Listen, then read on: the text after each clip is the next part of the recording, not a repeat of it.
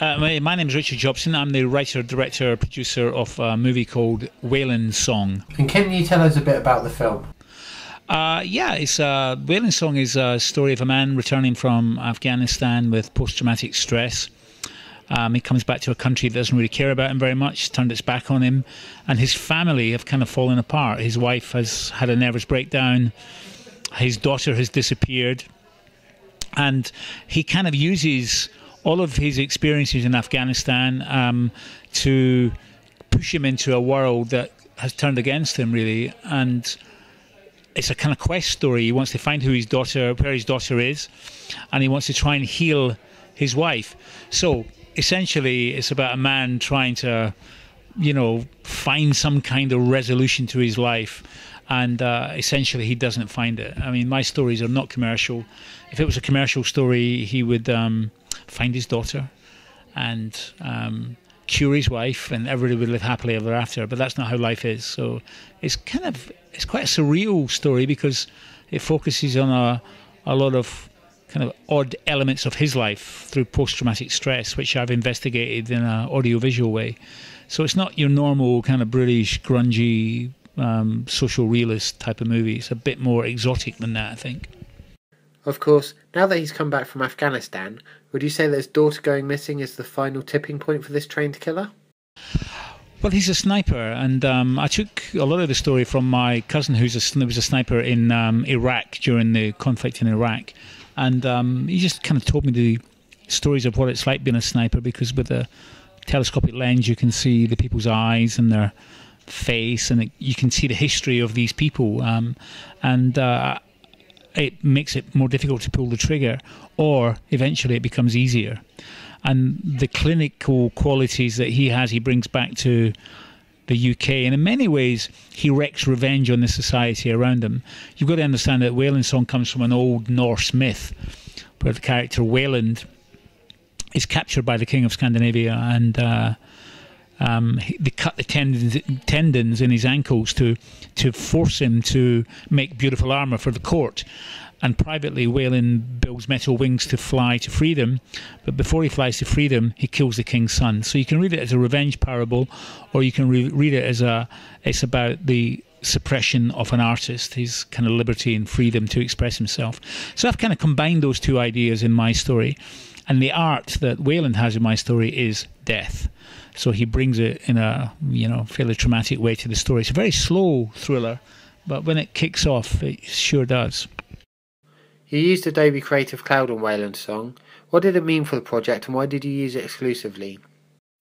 Well, we were the first ever movie, or Wayland Song is the first ever movie to use the Creative Cloud by Adobe. Adobe were one of our sponsors on the movie, and they had a big idea at play, and they didn't tell us what it is. All they said was that the software you would be using is going to be remote. You're going to be downloading it and using it online most days. And there was a writing software called Story, which we helped them develop into Story Plus. So we were pretty much part of the process of making the software talk to all the different component parts that help make a movie.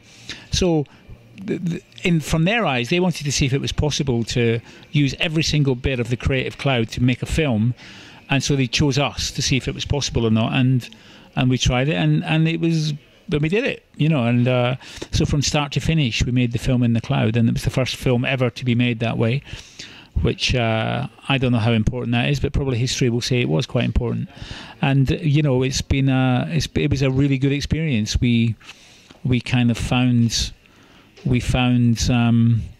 possibilities and creative solutions to many of our problems in the film that we didn't have the money to throw at. So, using things like After Effects and Premiere and SpeedGrade pretty much helped us create this rather beautiful film, which we made for really a tiny sum of money.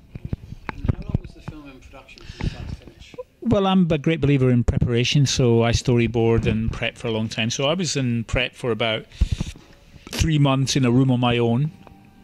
And in this movie, not only did I write it and produce it, but I actually scheduled it. I was my own line producer on this film, which is quite rare. So the preparation period was a long, long time. I storyboarded every single scene. which I've always done with all my movies. And then we shot for only 10 days. So it's 10 weeks prep, 10 days shooting, and then probably about 6 months post-production, because it was so many special effects involved in the film. Did you work on the special effects as well? Well, I had a small team to work with me in every department, but pretty much the way I work, or the way I've been forced to work, is that I've had to kind of get my head around all of these things. And that's pretty unusual, I guess, in the industry, because most times if you're a director, you're pretty much looked after and everybody else does the hard work. But the way I work, you have to learn a bit of everything. And that's okay, because, I want to control my films, and I want to create the vision that I had in my head and use the music that I want to use, and do the kind of create the visual aesthetic that that I had always in my head, rather than somebody else telling me what to do. And I think most movies these days, even not just the commercial ones, I think some of the high budget art house films, they're films by committee, too many people involved, and this is me, this is my soul, my art, my heart, everything. So I really want it to be a representation of who I am and what I'm about and what my imagination is. So the idea that I was going to allow a lot of other people to come in and just change things for the sake of changing it, when they were never part of the process, is not good for me. So this is the route I've chosen. It's not the right route for everybody, but it's the right route for me. It's very punk rock, really. It's a bit like how I was when I was a kid in my band. It's it's the way I like to work, and if you don't like to work with me that way, then fuck you. That's kind of how I've always been. In addition to music, movies are another way to express yourself. Do you have a preference between one and the other? Well, I certainly would never go back to music. I'm 53 next week, so I think it'd be a bit of a joke. As a kind of sweet little hobby thing, yes. But no, this is a place where all the things that are in my head, the audio-visual experiences, the love of music, the love of visual, the love of graphics, the love of graphic novels, all these things are kind of in my films, and I think films are a very good place for me to be. Have you got any idea what you're going to be working on next? I have. I'm going to do a little film called Vexations in the next few weeks, which is the story of the third part of my trilogy. It started with Somnambulist, and then I went to Wayland Song, and the third part of it's called Vexations, which is a story about rendition, about a man who's been rendered into a basement, captured, but we don't know why, and we don't know by whom. And the only thing that exists for him is his imagination.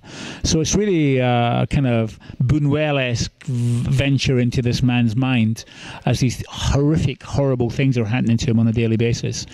So that's kind of where I'm at with it, at the moment. That's the next one. And then I'm doing a film called Helter Skelter, the story of two men who are parachuted into the Scottish mountains who are dueling for each other's kidney. So it's it's none of it's kind of touching that nice, sweet, commercial honey spot. But that's not what I am, it's not what I'm about. Finally, have you got any messages for fans of Wayland Song and people thinking of seeing it? Why should they watch the film? Well, I think Wayland Song is probably my best film. I think, most people think 16 Years of Alcohol is my best film. I think this is my best film. It's got all the qualities that I've been working on for years using green screen and 3D modelling. It's got a really powerful sound design. The grammar of the sound design is very direct. And it's a story that's got a massive heart. So I think that's all you need for a good film. Thank you very much for your time. Thank you.